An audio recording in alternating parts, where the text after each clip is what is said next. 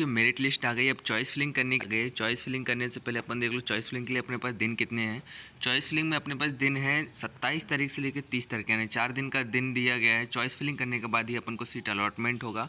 अब seat allotment के लिए अपन को चॉइस फिलिंग अच्छी तरीके से करना पड़ेगा। अब चॉइस फिलिंग के लिए अपन को क्या क्या चीज़ें ध्यान में रखनी है, गवर्नमेंट कॉलेज में अपन को क्या क्या सीरीज़ रखनी है कि हमको बेस्ट गवर्नमेंट कॉलेज मिले, और उसके बाद धीरे धीरे लोअर और ऊपर से नीचे। क्योंकि चॉइस फिलिंग करते टाइम अपन गलती ये कर देते हैं कि जो हमको सिलेक्ट करना है वो ऊपर नीचे हो जाता है सीरीज, और फिर जो अपन को अगर खुशलाल चाहिए तो रीवा सबसे ऊपर मिल जाता है, रीवा चाहिए तो खुशलाल।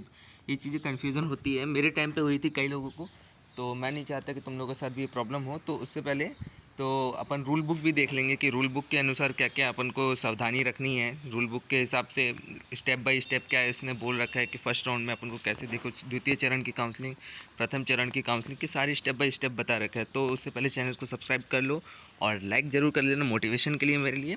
तो चलो अपन सबसे पहले तो रूल बुक ही पढ़ लेते हैं। रूल बुक के अकॉर्डिंग जैसे लिखा है, प्रथम चरण की काउंसलिंग। प्रथम चरण की काउंसलिंग में सभी पंजीकृत एवं सत्यापित अभ्यर्थी ही पात्र होंगे। मतलब कि जिन लोगों ने वेरिफिकेशन कराया हुआ है उन लोग का ही वो एलिजिबल होंगे इसके लिए। तो और फर्स्ट राउंड में जितने भी अभ्यर्थी हैं तो चॉइस फिलिंग और लॉकिंग करना अनिवार्य होगा। अगर चॉइस फिलिंग नहीं करते हैं तो वो उस राउंड में पार्टिसिपेट नहीं कर पाते हैं।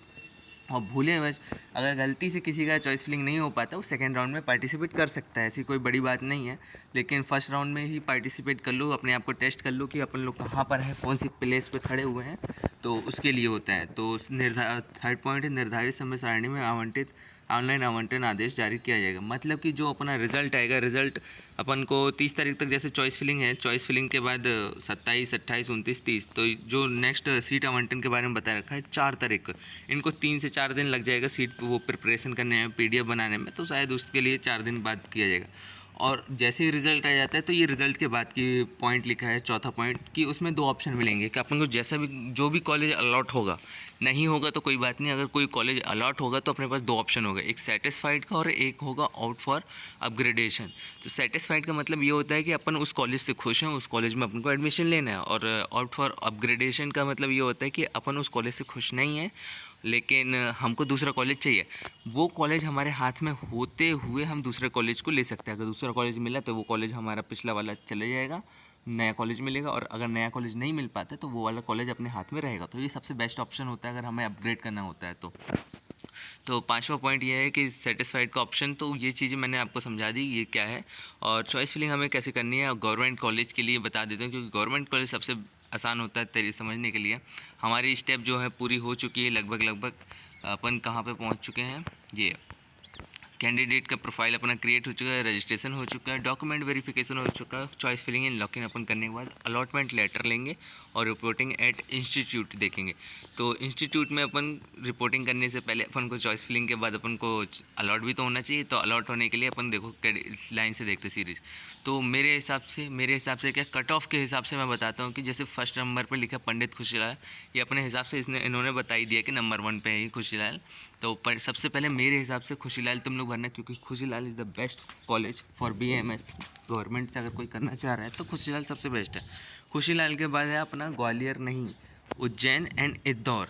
उज्जैन और इंदौर में जिसको जो अच्छा लगे दोनों में से कोई एक ले सकता है, क्योंकि उज्जैन और इंदौर एक बराबर है। अगर किसी को उज्जैन अच्छा लग रहा है तो भोपाल के बाद मतलब खुशीलाल के बाद उज्जैन डालो, उज्जैन के बाद फिर इंदौर डालो, फिर उज्जैन इंदौर के बाद मेरे हिसाब से ग्वालियर को ज़रूर सिलेक्ट करना। ग्वालियर उज्जैन इंदौर के बाद ग्वालियर को ही प्रेफरेंस देना।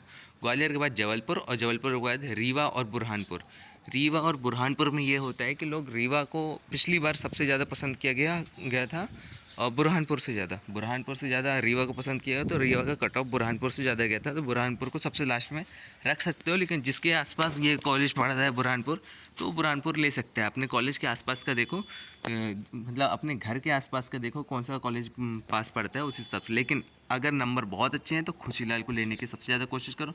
खुशीलाल के बाद आता है फर्स्ट नंबर पे खुशीलाल, सेकंड नंबर पे मैंने क्या बताया, उज्जैन या इंदौर। उज्जैन या इंदौर के बाद फिर डाल दो तुम लोग ग्वालियर के बाद तुम लोग डाल दो, देखो फर्स्ट नंबर पे खुशीलाल को डाल लो। खुशीलाल के बाद मेरे हिसाब से सेकंड नंबर पे अपन को डालना है, कहाँ गया, उज्जैन। सेकंड नंबर पे उज्जैन डाल दो। उज्जैन के बाद थर्ड नंबर पे डाल दो इंदौर के बाद डाल दो फिर चौथे नंबर पे ग्वालियर के बाद अपन को डालना कैसे है, पॉइंट सबके नाम ऐसे रहेंगे। तो ऊपर नीचे ही रहेंगे। तो जैसे अपन को सबसे पहले ऊपर लेना है अपन को खुशीलाल, तो खुशीलाल पर पहले टिक मारना, वो अपने आप सबसे ऊपर आ जाएगा। सेकंड नंबर पर अपन को लेना है उज्जैन, उज्जैन पे टिक मारना, अपने आप सेकंड नंबर पे आ जाएगा। थर्ड नंबर पे अपन को इंदौर, इंदौर पे टिक मारना, इंदौर थर्ड नंबर पे आ जाएगा। अगर तुम ऐसे लाइन से सिलेक्ट करते हो तो लाइन से ही रहेगा, ऊपर नीचे नहीं होगा।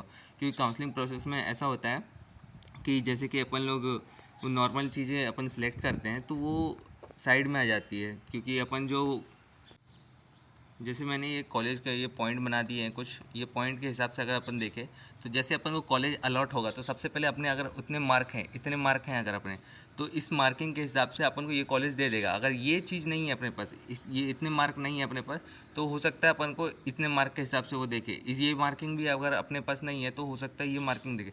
तो ऊपर से चेक करता है कि अपन को ऊपर से कैसे सीट मिल रहे हैं। अगर ये वाले के हिसाब से अपने नंबर हैं तो अपन को ये कॉलेज दे देगा। अगर ये नहीं, इसके हिसाब से अपने पास नंबर नहीं है, अब तुम लोगों ने कैसा भी कॉलेज सेलेक्ट किया हो वो ऐसे ही देखेगा, अपनी सीरीज़ के हिसाब से ही देखेगा। इसीलिए लोग बोलते हैं कि चॉइस फिलिंग को बहुत अच्छे से देखना होता है।